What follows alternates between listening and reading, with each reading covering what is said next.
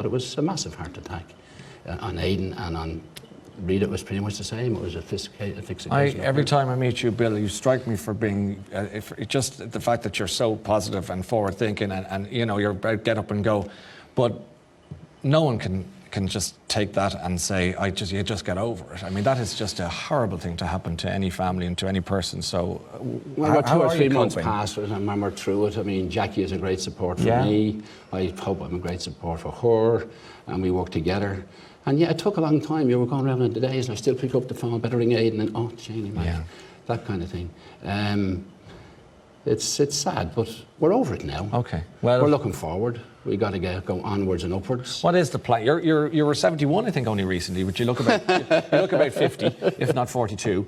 And I'll do me push-ups for you. Do you want me to take you out? Yeah, go on. Yeah, go on. Yeah, could you imagine? What about the plans then? Do you want to wind up or wind down? What do you want to do? Oh no, I'm taking off now. What's next? What's next? Well, we're doing consultancy, business consultancy. I'm doing that. And I had the greatest lift I've ever got when I met a young man down in Carlow who has a company called Meridian Motors. Yeah. And we got chatting, and I knew his uncle. And he said, listen, I need a hand, you know, we want to get going. I want this thing to go. And he has such, you know, fixed passion for being a successful motor dealer. So I've been working for him for the past couple of weeks, and it's a real joy, and it's reigniting me to see what's going to be able to done with him. And how so Meridian Motors in Carlow, folks. Give them a go. Is he here? Is he here? There he is there. Put your hand up. Put your hand up. He's beside Jack. That's it. Look at that, a little small. Does he remind you of yourself as a young lad? Is that it? His passion and his go does, and he's up at 5:30 in the morning, and he does an hour in the gym. I was kind of ticking the boxes. This fella is taking me over. He's doing all that. How are you? So that's one thing, and we have a few other consultancies in place.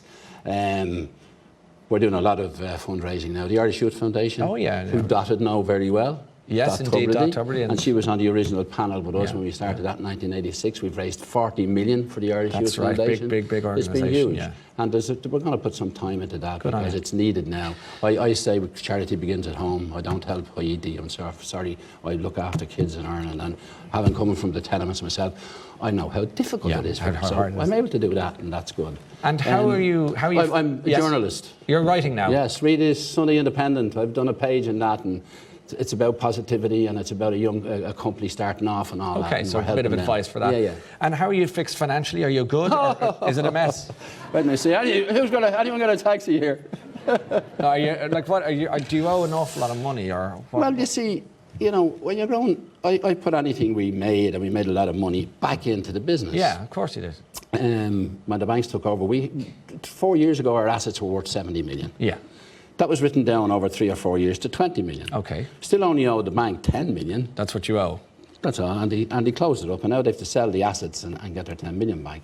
I have 20 million cash put into the company, and I don't list. I'm Paddy Lask away. Okay. So their job now is to sell the assets and get their 10 million back, and they'll be fine.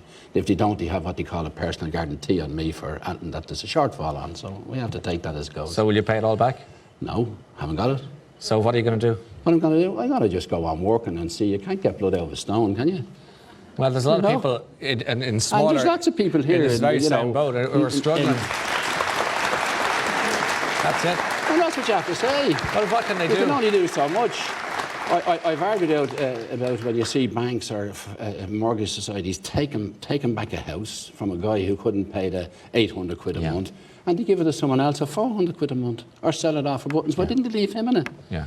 That's the thing. Why can't he leave someone who can't afford it in it for a while, build up the rent, and then do a deal on it? Yeah. And that's the way I hope it's going with the government. I know you only sleep 4 hours a night, but have you lost a bit of sleep with all this angst with the business, or are you sleeping?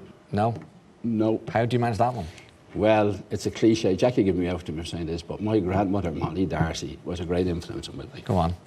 And she said, if worrying is going to help you, son, you sit down there with your head in your hands and worry about it. But you know something? The things you worry about seldom happen. Come on up to Stephen's Green and we'll feed the ducks and get an out ice cream, and off we go. And she's dead right. And that woman, nothing happened wrong. All she did was went over to the chapel and said her rosary and got back out. Right, let's go. And that was her strength. And right at the very end, that's the way she was. Yeah. She was amazing. She lived to be 100 years of age. And then she didn't die. She said, I'm off. I won't be here next week. I said, you're always saying that. And I said, and you used to always say to me, we all want to go to heaven, but not yet. Yeah. You know? Yeah. So I said, okay, see you next week. And I got a phone call just as I walked into my house 15 minutes later, and Molly had passed away. 5 minutes after I left, she just went to sleep. Yeah, as if she was waiting to go. But she used to be 100, and she told me how to do it. So that's it. I know what to do. And you keep steady, you keep healthy. She wouldn't give us the penny to go on the bus. What do you think you got them legs for walking with? Yeah. Off you go, you can run further than a bus. So in that context, I came up in a generation that in 1945, folks, we danced in O'Connell Street, a couple of hundred kids with no shoes on their feet. That was tough times. And we didn't know it was tough times because everyone suffered it. Yeah. So you got on with it. So I have that ability still within me. I think you'd call it fortitude. I have a strength of mind and I have strength of body to say, we can take on anyone on and we'll be all right, and that's fine. Yeah, I read somewhere that you're a big Kennedy man and you liked what JFK was saying. I mean, you're talking to... I have your book at home. Right, don't mind that, but it's just the fact that you obviously loved what he had to do. He's somebody you look for a bit of inspiration. Yeah, well, you see, my sister, who I was just talking about, she Rita was over there working for... Rita was working for a fellow called Vidal, and he had a contract for the maintenance of the Kennedy compound in Hyannis. And I was over there with him in 1961. I sat in his Jeep, and out we went. He says, I've got to go up to Hyannis to the Kennedys. And we went into, there was something wrong with the heating, and he went up round the back, and they were the three brothers playing, throwing their ball, you know. Get away. And so I was able to kind of take that away until 1963. And does anyone remember the speech Kennedy made in Dáil Éireann? Yeah. I'll never forget what he said. He said that the Irish are the strongest nation on this planet, having survived 800 years of suppression, which strengthen us, and we have a DNA that's unstoppable. Fortitude. Remember that? Fortitude. That's what it is. Yeah. I see how the words ring today. Well, that's what we should all remember. Yeah. You know, that we are a strong nation, that we can get through anything, and whether it's bit by bit or one jump at a time, we will get where we're going to get. Do you still have designs on getting to space, Bill? In the next 15 months. 15 months? In the next 15 months, you'll be asked me to come in here to talk about it, yeah. You're going to go to space? Yeah, definitely. Is it the Virgin? Virgin Galactic. Google it, Virgin Galactic, and see the most amazing aircraft that's taken us up to 60,000 feet. Yeah. It's two aeroplanes attached together. But I mean, Branson is unbelievable. Yeah. We're attached to it, and he lets us fall off, and off we go. And we'll go up there, and we'll switch off the engines, and we'll float around, and we'll have our things with it. We'll be 100 miles up, and I'll take photographs if you wait in the backyard. Yeah. You know? We might even do a satellite link cameras. up with you to see how it's going. Well, we're looking at it. We might have to talk to your lads here. We get a camera to come up with me. You know what I mean? I might go up with myself. Oh, well, there's no, you're way out. Come on. You're way out. I don't even need a spacesuit. I'll just float. The list is totally full. No, I'd say. And how much was your ticket? It was $200,000 at the time, and it's just, for me anyway, it's something that very few people can do. And I walked the Channel Tunnel. Did you? I walked from France to England. Anyone here do that? No. I think I'm the only Irish. Where was the train? Was it before? It was before no, but we were in the little small, where they do all the work. Workman, yeah. So it was 10 feet high and 33 miles long. And would you be tempted to sell your space ticket to raise a bit of capital, or are you? No, I'm going to raise funds. It's a fundraiser for charity. Oh, you are? Oh, yeah, it's going to be for Temple Street Hospital. Oh, even better again. That's good stuff. Okay. And